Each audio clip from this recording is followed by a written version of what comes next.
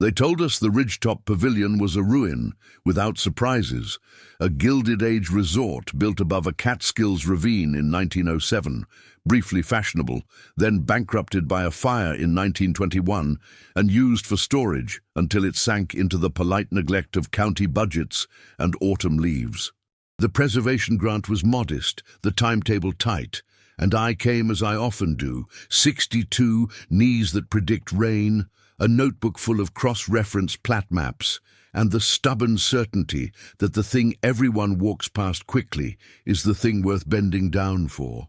We'd been in the sub-basement for 3 days, cataloguing boiler fragments, bottle caps, a tin of buttons that someone in 1949 dropped behind a shelf and forgot.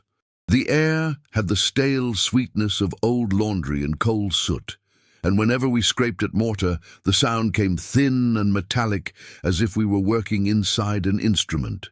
Miguel, my graduate tech, had the easy energy of 28 and the listening skills of someone raised by a grandmother. He handed tools the way a person hands good bread. Ruth from the Historical Society, 73, with a shawl she used as a map of conversation, had brought us the old hotel registers and a story for every third name. The surprise was a seam in the wall, a hairline, no thicker than a stitch, just east of the number 3 boiler flue. The brick had been repointed long after the fire. When Miguel brushed at it, the mortar dust didn't fall. It flowed, as if relieved, and the hairline became a rectangle. Ruth pinched her lips. "That wasn't on the 1910 plan," she said, "and it doesn't show on the 1932 tax survey either. We worked slow. Loose bricks can behave like crowds do when the first one panics. There's a safe way to let them leave." Behind the rectangle, there was a door of iron with a handle that turned once, twice, and then agreed to remember it was a handle. The smell beyond it was stone and oil, impatient with oxygen. We set chalk arrows on the floor, old habit, older than OSHA, and went down the narrow stairs into what should have been a coal room, and was not. At the landing, the beam of my headlamp struck a pane at eye level and sent light elsewhere. It doubled back at an angle and came at us from inside what looked like space that had been squared and polished. Miguel laughed because he thought I had stumbled into one of those novelty mazes installed at county fairs in July. I didn't laugh. The mirrors were wrong for a fair and right for a laboratory. Their frames were heavy, bolted to steel uprights, some on pivots, others locked by wing nuts long rusted but dignified in their rust. The air that lay on the glass had the faint, sweet bite of mercury silvering, and in some sheets you could see the seed of the old plate, the way 19th-century glass holds onto bubbles like a baker's crumb. It was a hall of mirrors, yes, but not the gaudy creature of carnival posters. This one wore its purpose like a room that knows its work. About 30 feet long, 8 feet wide, with mirrors facing mirrors in recursive pairs, with slots in the ceiling where light once slid in on rails, with numbered plates under each pivot so something calibrated could be repeated.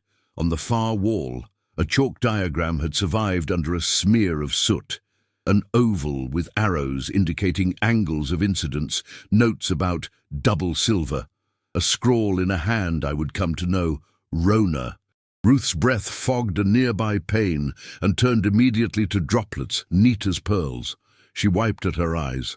"Simon Rona," she said to the air, pleased to find the one lost card at the bottom of the deck. He was a stage engineer, came through in 1914 with a vaudeville troupe, my grandfather said, married the tailor's sister, did illusions for church benefits during the war, Pepper's ghost without the ghost. I didn't know he had a room. I lifted my lamp higher and brought my ordinary, unromantic archaeologist's attention to the details romance overlooks. The floor was poured concrete, hairline cracked like dry riverbed. The ceiling, low, showed a grid of iron bars that must have once supported curtains or baffles.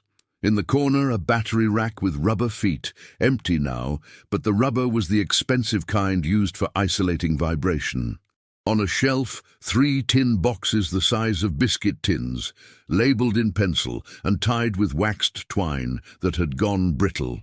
Before we open anything, I said, let's do the thing we always do too late. Photograph, map, and name.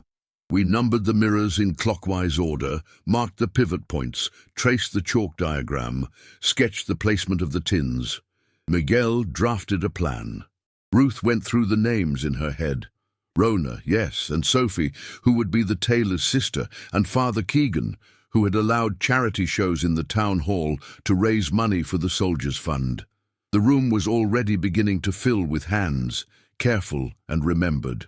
When we finally exhaled enough of our curiosity to open the first tin, we found notes, writing paper folded into quarters, grease pencil diagrams on transparency sheets, a photograph mounted on a card, a child with uneven bangs, staring into a mirror, while a man's hand, wedding band, callous on the thumb, adjusted a hinge at the mirror's edge. The caption in pencil, "True mirror, face unflipped." D. I've seen true mirrors before. Two mirrors at right angles produce a reflection that doesn't reverse left-right, so you see your features the way other people do. It can startle a person who has spent a life building a truce with their reversed face. But Rona's rig was more than that. His notes, precise in a way that gave my heart a clean, small happiness, described double silvered glass, front surface mirrors to avoid ghosting, compensation for the angle error that fools the casual tinkerer. He'd built K-mirror configurations, 3 mirror assemblies that rotate an image without flipping it, and catadioptric pairs where glass and mirror cooperate in a dance of corrections. He had, in other words, turned what carnivals used for laughter into a workshop for perception. "Why in the basement?" Miguel asked, peering at a pivot with a dentist's light. "Light control," I said. "No stray beams, no windows to ruin your angles. And listen." We stood very still. The boiler room above us had been quiet for a century, but the stone still held its muffled, there's no better word, hush. Voices wouldn't carry. Experiments could be tried without the laughter of men on their lunch break. We found the second tin under a fallen towel rod. Inside were photographic plates, most fogged, a few still sharp when held to the light. In one, a row of women sat in chairs, their hats in their laps, eyes fixed on something outside the frame. You could tell by their posture that the thing they were seeing was about themselves and not the world. On the back, Widow's Circle, 1918, seeing what he saw when he left. Ruth put her hand on my sleeve. "During the war," she said, "they used the hall for gatherings. People who'd lost boys, people who'd gained ghosts. No, not ghosts, memories that won't sit politely. Father Keegan would read a psalm, and then Rona would show them, not tricks, but corrections. He'd let them see their faces without the right-left bargain. Mothers would, well, they would say, ah, like something had clicked. That's what my grandfather said. I thought it was one of his Sunday stories. Reflections that don't match expectations, I said. Not reality expectation, that's very different." Miguel had drifted down the hall, chasing his own lamp. He said, casual in the way that means not casual. "You're going to want to see this." He stood before 2 facing mirrors, whose pivots were set to near 90 degrees, the kind of pairing that yields a long corridor of self-copies, each smaller, diminishing into theoretical infinity. But the corridor we saw was kinked, one of the uprights had warped over time. So each successive leaner in the corridor tilted her head a fraction more, as if listening harder than the last. My hair, disciplined into a bun that morning, came loose in the last few versions. I raised my right hand. The first Lena raised her left, as she should in a simple reflection. The second raised the same hand as mine, the third the opposite again, and so on, a rhythm of agreements and corrections. I smiled. Well, my face did an approximation of it, and the 5th Lena didn't. She kept her mouth a line. The 6th smiled too much. The 7th looked tired in a way I try not to. That was not physics. That was weathering, mercury pooling, glass bowing, silver tarnishing in constellations that nicked the cheeks, raised false shadows at the corners of a mouth. "Not matching reality," Miguel murmured. Matching condition. We tried another pair and found something else, where the mirrors met at a seam. A thin front surface mirror had been inset at 45 degrees, invisible until the lamp rolled across it. When I shifted a fraction, my profile appeared in a mirror where it shouldn't, while the rest of me remained frontal. A composite, not of two people, but of two angles of one face. I had the unnerving sensation that the room was annotating me, showing me to myself with arrows and footnotes. Then the thing happened that journalists, if they ever write this up, will put in the first line. Our reflections didn't match reality. Not the carnival way, the tall became short, the thin wide. Not the expected optical way, the reversal of left and right toggling. This was behavioral. We moved, and one reflection in a sea of obedient reflections didn't. I raised my right hand. 11, Lena's raised left, 1 raised right. I moved my head. A late Lena lagged by half a second and then caught up. It wasn't all the time, and it wasn't repeatable on command. It was enough to quicken a pulse. "Stop," I said to myself out loud, because breath needs a task sometimes. No haunting. Mechanism. Miguel, who is generous with his skepticism, put the lamp low and swung it in a slow arc. The rogue reflection behaved again like the others. He lifted the lamp high. The lag returned. He took 2 steps to the side. The lag vanished. His eyebrows found a hypothesis. "There's glass behind glass," he said, "not back silvered decorative mirror, front surface, and behind it a partial reflector or a beam splitter. If 2 paths of light have to travel different distances to reach our eyes, because one path bounces through more glass or along a side corridor, then changes in our pose appear with a jitter on one path and not the other." "Like a time smear," I said, relieved by the ordinariness of physics. "Not time, distance." We tested the room the way surgeons test nerves, light touch first, then deeper. We found channels behind the mirror wall, periscope-like shafts that carried light along in zigzags, designed so that an image from here could appear there a breath later. We found shutters, mechanical, operated by rods, frozen open now, that would have allowed Rona to introduce or remove a path so that people saw themselves with interference from their own faces at a different angle.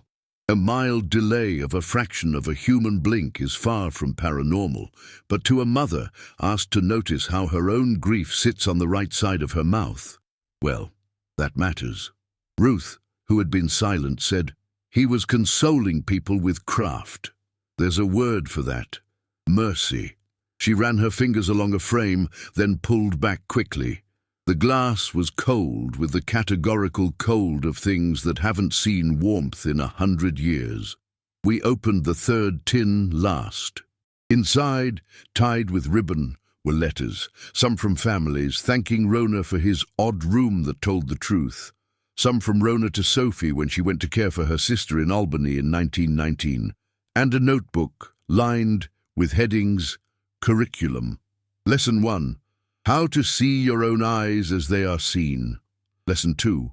Hands. What do they do when you wait? Lesson 3. 5 smiles. Pick the kindest one that is still you. Miguel read aloud softly from a page titled On Not Being Fooled. If the mirror contradicts your motion, check the angle first, not your soul. He looked up at me, apology in his smile for the appropriateness. He knew people would invent meanings if he let them. We spent the rest of the day tacking muslin over the more treacherous panes so we wouldn't slice ourselves on Rona's good intentions. In the last hour, I did the one indulgent thing I allow myself on a site. I stood alone at the far end of the hall and let the reflections settle into their grammar.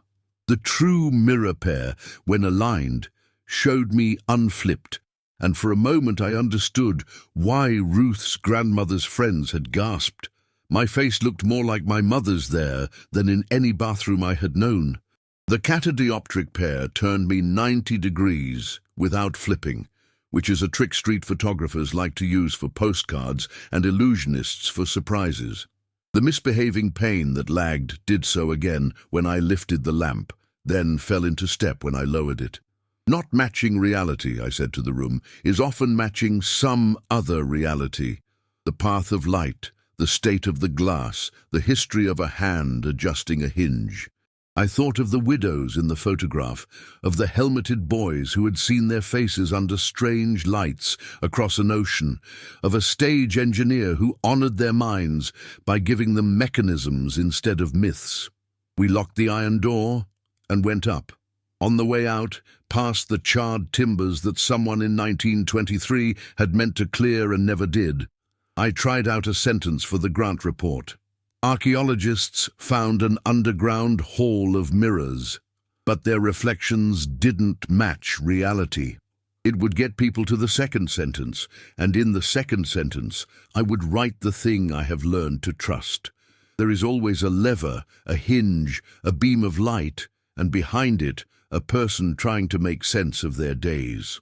That night, back in my rented room, my phone lit with a message from my daughter who lives 3 time zones west and uses brief words like lanterns in fog. "How's the dig?" I sent her a picture of the chalk diagram and typed, "We found a place where people learn to see themselves without tricks." She sent back a heart, and after a pause, a second, the digital equivalent of a nod you can feel in your shoulders. I slept with the memory of the lagging reflection and woke resolved to carry the room carefully into the light. We went back the next morning with tools we trusted: air bulb to lift centuries of dust without scratching the silvering, painter's tape to secure the muslin, calipers to measure the tiny bad habits glass develops when iron frames settle and the earth remembers gravity. The county sent Alan, a facilities worker with careful hands, to stand at the top of the stairs in case our carefulness proved human. Ruth brought a thermos of soup that smelled like someone who has loved a stovetop for decades. Miguel brought a spirit level and a story about his grandmother seeing herself in a true mirror once in a barber's shop and deciding her hair should go short and stay there. It was the first time she said she saw herself and not the idea she had been arguing with, he said. She said it like a confession you remember because of the relief. We set about making sense of Rona's sense. The chalk diagram, faint as a dream that survives only in verbs, mapped 3 stations: greeting, correction, and release. Greeting was the true mirror pair on the left. 2 front surface mirrors at right angles, edges meticulously aligned so the seam disappeared when you stood at the correct distance. Correction was a K-mirror contraption in the middle. 3 mirrors that rotated the image and presented your face upright and unreversed even as you turned, paired with a beam splitter that allowed a second angle to overlay yours at low intensity. Release was the corridor of infinities, the recursive pair that shows you fewer and fewer of yourself until the you ahead is effectively an abstraction. Rona had written in a hand that pressed hard on the downstrokes, "We begin with truth, accept the angle, and then remember we are not the last of ourselves." We started at greeting. The mirrors had drifted out of true. Iron does that when seasons add up. Miguel loosened the wingnuts, and I, with one finger on the edge, nudged the seam closed until my face stopped developing that tiny telltale wiggle down the midline that means you've left a hair gap. I stepped back, then forward, looking not at my features, but at the edges where error hides. The seam disappeared. The face remained. I am not the sort to romanticize my own features. Time has had its say, and I've grown fond of the parts it won't bargain over, but there was a mild, pleasant disorientation in seeing my face as others see it. I looked, without the left-right flipping, more like my mother's sister, the aunt who could silence a room by deciding to laugh. My left eyebrow, which I think of as the cautious one, curled more generously in the true image. My mouth, which I've accused of severity, softened. It was not a prettier face or a harsher one. It was a face freed from a contract I had never read. Ruth went next. She has the elegant bones of women who spent their childhoods in yards with trees and their middle years at card tables, where losing graciously built friendships that lasted. She stood, breathed once, and a small O left her without volition. "I look," she said, "like the girl who didn't marry the drummer and did keep the library open." She put a hand to her hair and left it there, not to adjust, but to honor the shine it still finds on its own. We took pictures, not for our report, which would be clinical, but for our own education.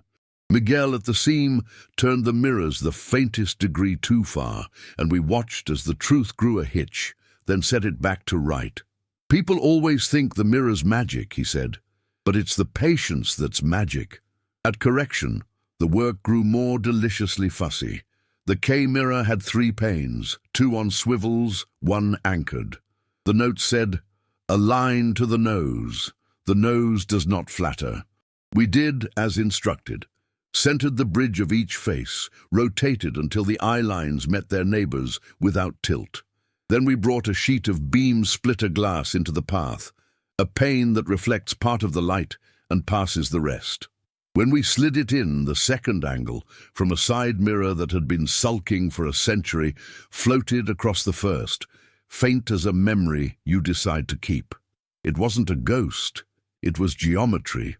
But to stand in that place and see your face, and your face at 3/4 superimposed, to see your mouth hesitate in one while it committed in the other, was to be offered a lesson in choice.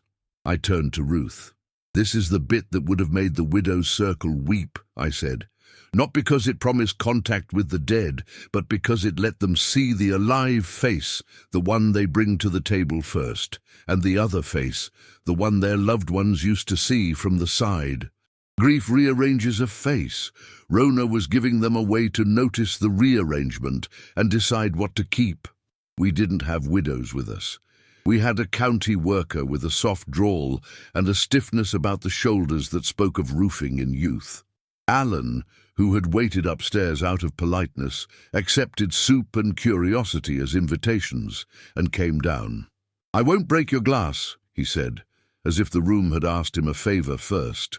He stood at correction and smiled the way men smile when cameras make them shy. The overlaid angle showed a tighter mouth on the side view than on the front. He saw it. We saw him see it. He rolled his shoulders once, the way a horse does when a fly insists on being a friend, and the side mouth softened a fraction. "Huh?" he said with the gravity of someone who just learned where a draft enters his house. "That's me the day after I argue with my brother. Doesn't feel like a fight, just sets." He exhaled. "I'll call him." He said it as information, not as virtue. At release, we adjusted for the kink we had noticed the day before. The corridor of cells rang down the room like a bell turned into a hallway. I raised my hand.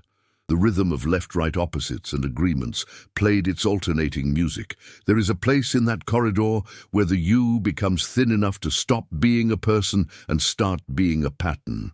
Rona's notes had a gentle line about it. "When you are done worrying about your face, remember you are a series the world knows how to continue." I have spent years telling students that archaeology, the good kind, is the art of making series out of fragments, not so we can forget the fragments, but so we can guess at the missing neighbors. Standing in that corridor, my worries about my forehead's insistence on sincerity and my jaw's refusal to hide softened into a factual affection for the person who had practiced both for 6 decades and wasn't done yet. We took a break then, because soup tastes best after the mind has had to hold 2 ideas at once, and the air in underground rooms is stingy with forgiveness. Ruth poured into paper cups and told us what her grandfather had said of Rona. "He was a practical man," she said, "which is why people trusted him to do mysteries. He'd start every session with a warning, 'The mirror tells on the light, not on your soul.' Then he'd show them how the mercury pools when a pane spends a winter unheated. He'd show them a warped frame and how it makes a mouth sneer without permission. And only then would he let them have feelings about their faces." Miguel, who has feelings in a disciplined way, nodded. "There's dignity in mechanism," he said, "makes room for whatever comes after." We had one more thing to try, a problem that had nagged me since the first glance at greeting. On the back of the true mirror pair, stuck with brittle tape, was a sheet of mica. thin, translucent like a dragonfly wing. The note said, polarizer, partial. Polarization isn't a carnival word. It's a light word. Certain materials let light vibrating in one plane through and block the other. Rotating one polarizer against another can dim or brighten reflections without moving the lamp. Rona had used mica to adjust the glare off his front surface glass, so eyes, real eyes, watery and particular, didn't have to blink more than necessary. We warmed the mica with the heel of the hand, the way you persuade old tape to remember compliance. It held. We put it back in place, not to restore a show, but to restore an easiness for the next person who would stand there. The next person turned out to be a visiting teacher from the local elementary school, Nell, who arrived with a sack of oranges and 2 students who had earned the right to miss math for history. The students were 12 and therefore experts at faces, their own and others.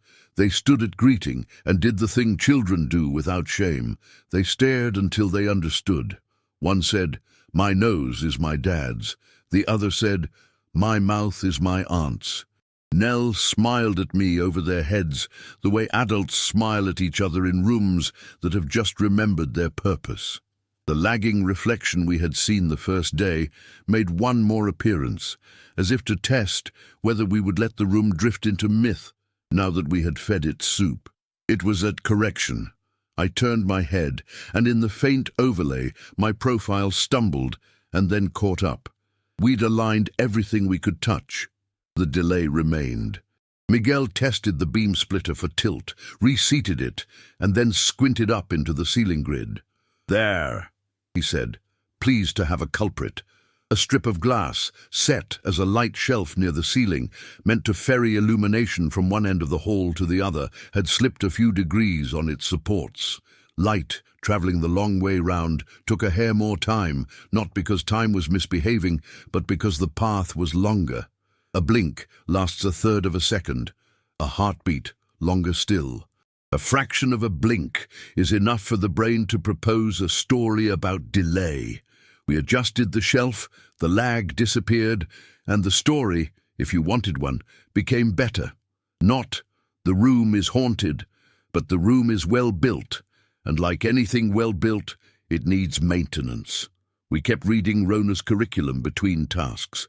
Lesson 7, my favorite, was titled Borrowed Smiles. Indeed, it suggested standing 2 people side by side at correction, so each saw a faint overlay of the other's face on their own. "Try on," he wrote, "this other kindness for 1 minute. Do not keep it if it does not fit, but notice that your bones can carry another person's permission."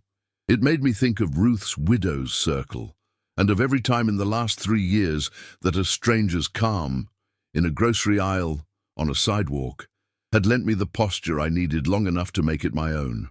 By afternoon, the room had accepted us the way a dog accepts a new household routine, with mild suspicion softened by regular meals. We tucked the tins back where we found them, photographed every adjustment, labelled our labels with the names we planned to cut into brass if the county let us keep it open for visitors. Alan fixed a handrail that had never been installed but would have spared someone a bruise in 1916. Ruth found in her memory the names of 2 more women who had sat on those chairs, Lydia Crane and Ellen Morales, and promised to look for their descendants. Miguel fished in the gap under the beam splitter and found, pressed flat by time, a ticket stub from a church benefit, April 12, 1918. On the back, in pencil, 2 words that might be a child's or a priest's. "Go gentle." Toward closing, a thread of condensation ran from the ceiling to the frame of release. Daylight warming the world above us, stone refusing to get the memo. A drop gathered at the corner of a mirror and fell, leaving a clean arc like a fingernail smile. It will take dehumidifiers and money to keep this room truthful. It will take volunteers to explain to visitors that not matching reality can be a virtue when what you've been matching is an assumption. It will take a sign at the door with Rona's warning, "The mirror tells on the light, not on your soul." We locked up and climbed into a late afternoon that had decided to be kind. On the porch, Ruth's shawl, brown with the green stripes that insist spring wins eventually, caught the sun. She asked the question I'd been turning in the back of my head like a worry stone. What do we say in the press release? We found a hall of mirrors, I said, but the reflections didn't match reality. Then I added the truth that mattered to me. They matched conditions, and then we matched the room to Mercy again. She patted my arm in that specific grandmother way that confers not just comfort, but also instructions. Say that, she said. People will come for the mismatch. Let them leave with the maintenance. On my way home the next day, my bag heavier with copies of Rona's notes and lighter with the relief of having left them where they belong, I stopped by the barber shop where I've had my hair trimmed since the year I turned 40. I asked Pete if he still kept the true mirror his father had built in the 70s for the barbers' competition. He did. He dusted it off, set the seam right, and pretended not to watch me watch myself. I looked like someone who had learned how to choose her own smile and how to align a seam until it stopped lying. On impulse, a rare thing in my day, I said, "Let's go a little shorter." He did. The cut fell right, because angles obey consistency when you attend to them. On the counter sat the local paper, folded to a notice about a public meeting for the Ridgetop Pavilion site. "I'll be there," I told Pete. "Bring your mirror," he said, then paused. "Or don't. You look like you brought it already." I went home and called my daughter before she could call me. "We found a room," I told her, "where people were taught to distinguish trick from tenderness, and to prefer tenderness even when it was delivered by a man with a box of tricks." She laughed the way she did when she was 9 and discovering anagrams and said, "That sounds like how you raised me." Losh. There are reflections that match reality, and reflections that match aspiration. May we cultivate the habit of knowing which is which, and of choosing the ones that let us keep each other whole.